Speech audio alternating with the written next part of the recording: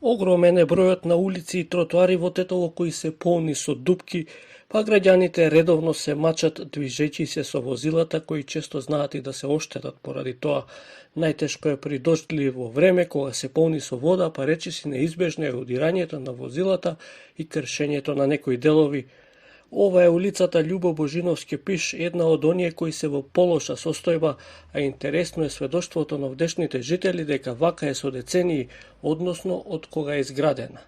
Дупките остануваат и покрај ветувањата на локалната власт, порачуваат жителите на Тетово.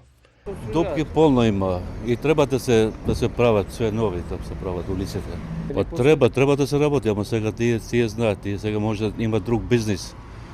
Треба за своите джепи гледат. Јас не гледам ни реконструкција, ни рокови за пазување од било каква изведба.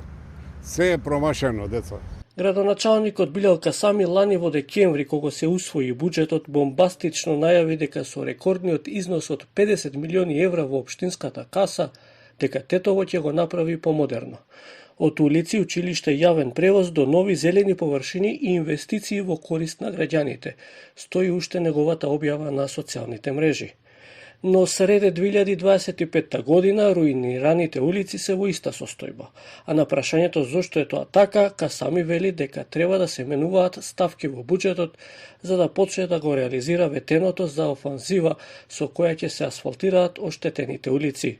Ќе треба да се направи ребаланс и да можеме ние да склучиме договори да отвориме процедури за јавни набавки за да се реализира тоа. Значи се работи за над 50 улици кои ќе треба да се асфалтираат со гребење и асфалтирање. Има и неколку други проекти, но во текот на јуни-јули би требало да се завршат сите формално правни процедури и да се почне на терен со работа. Поради големи оштетувања, но и за олеснување на сообраќајот, општината лани во октомври го почна проширувањето на улицата Борис Кидрич во булевар, но 9 месеци потоа се уште овој дел од центарот е блокиран поради градежни работи.